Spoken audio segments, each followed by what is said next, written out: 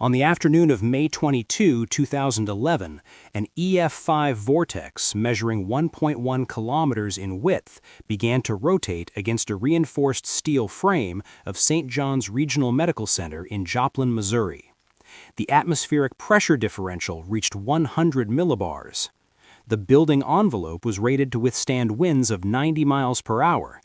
The measured wind speed was 200 miles per hour. Every external wall failed within 90 seconds. Joplin was designed to the 2006 International Building Code with modifications for Zone 4 wind exposure. Commercial structures were engineered for sustained winds of 90 miles per hour with gust factors calculated at 1.3. St. John's Regional Medical Center occupied a 6-story reinforced concrete and steel frame complex with continuous exterior masonry and curtain wall systems. The facility maintained 367 beds and served as the primary trauma center for a population of 175,000. Residential zones followed conventional wood frame construction with asphalt shingle roofing and vinyl siding. Municipal utilities were distributed through above-ground power lines and natural gas mains rated to 60 pounds per square inch. The municipal water system operated at 65 psi with 4 primary distribution nodes. No underground utility mandate existed. The urban grid assumed operational continuity under standard severe weather protocols.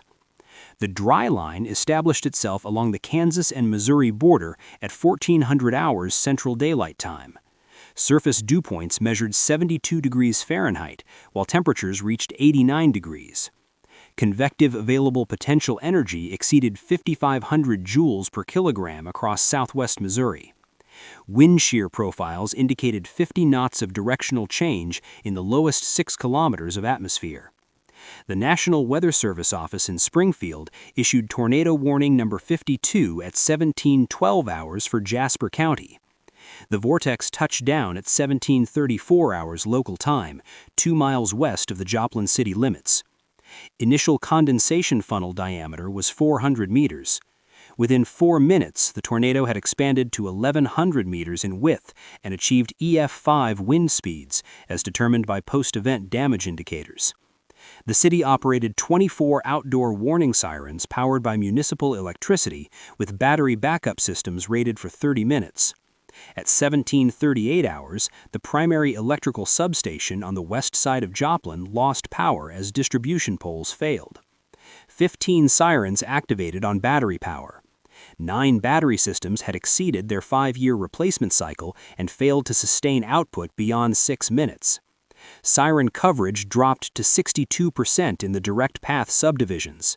Residents in the Woodland Hills and Pepperwood neighborhoods reported no audible warning. The tornado crossed Range Line Road at 17:41 hours with forward speed reduced to 20 miles per hour.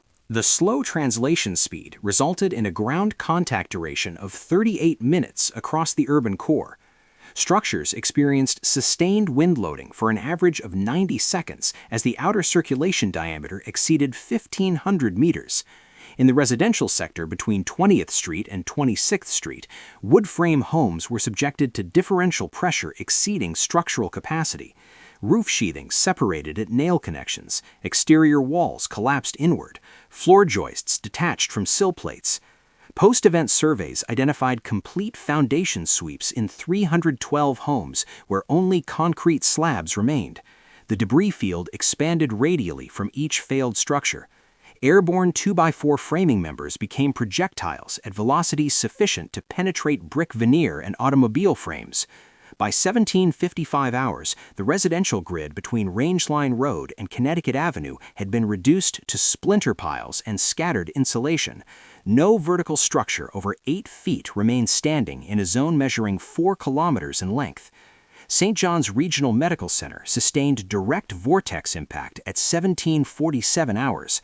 The curtain wall system on the south and west faces failed as anchoring bolts sheared under lateral loads of 110 pounds per square foot. Glass and metal panels were ejected from the building, exposing all 6 floors to direct wind penetration. Interior walls constructed of gypsum board and metal studs collapsed. The ceiling grid and HVAC ductwork was stripped from the structure. The emergency department and intensive care unit lost environmental containment. Patient beds, medical gas cylinders, and monitoring equipment were displaced. The central oxygen supply system ruptured as piping separated at welded joints. Backup oxygen cylinders stored on the 5th floor became unsecured projectiles. The emergency generator maintained power for 40 seconds before debris impact severed the fuel line. At 17:49 hours, the facility had no electrical power, no medical gas supply, and no intact patient care space. 5 patients on mechanical ventilation lost life support.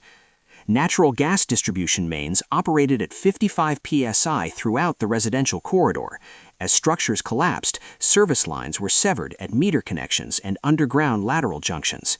17 separate gas leaks ignited within 12 minutes of vortex passage. Fires originated at 2615 Indiana Avenue, 2530 Joplin Avenue, and multiple locations along 20th Street.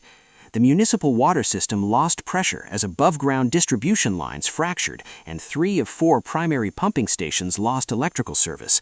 Residual pressure measured 18 psi at hydrant connections, below the 20 psi minimum required for effective fire suppression. Fire apparatus from the Joplin Fire Department could not generate adequate flow. Mutual aid units from surrounding jurisdictions were delayed by impassable roadways.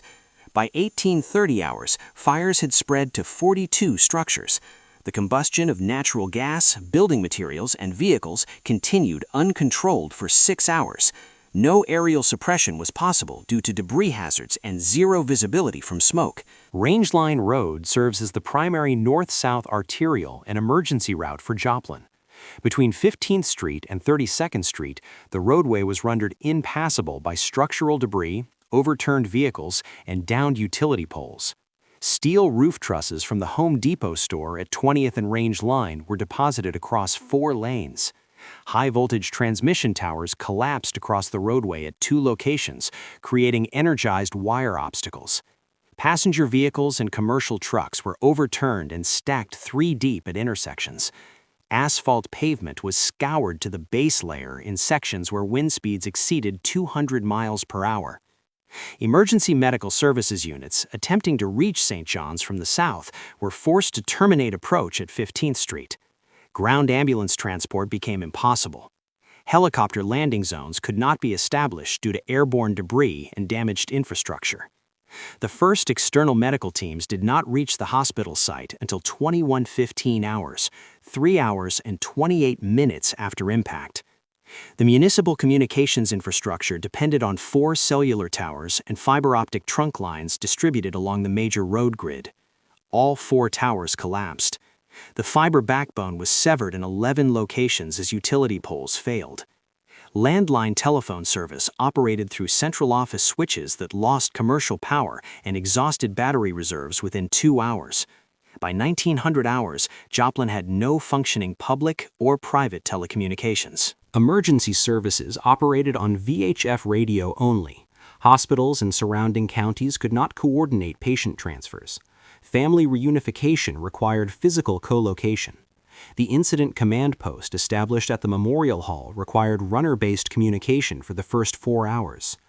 The Missouri State Emergency Management Agency deployed a mobile communications trailer at 22:30 hours.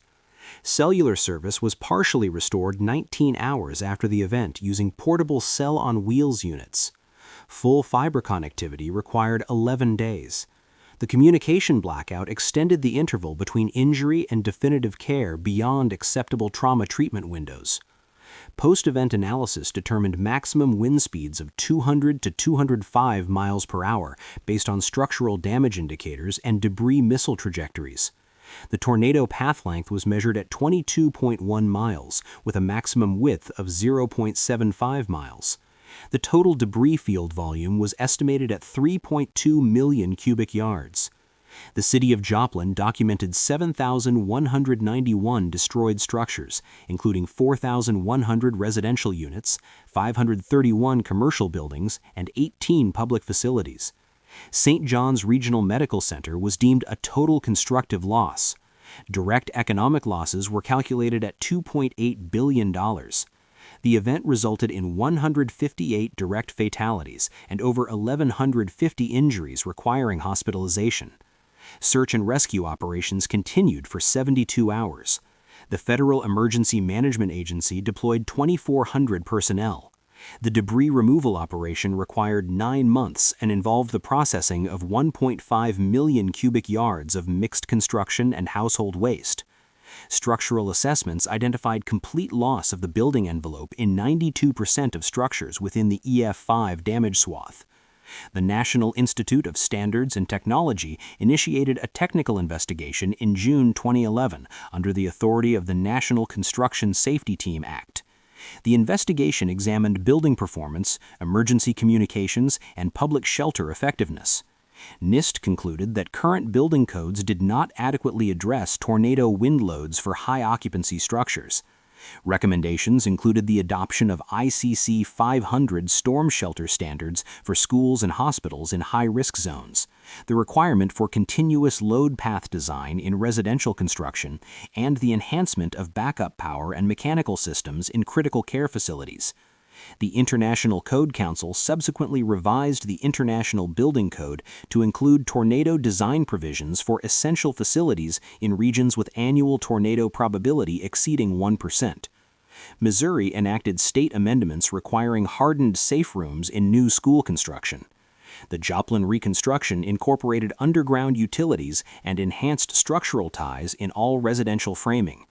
The event remains the costliest single tornado in United States economic history.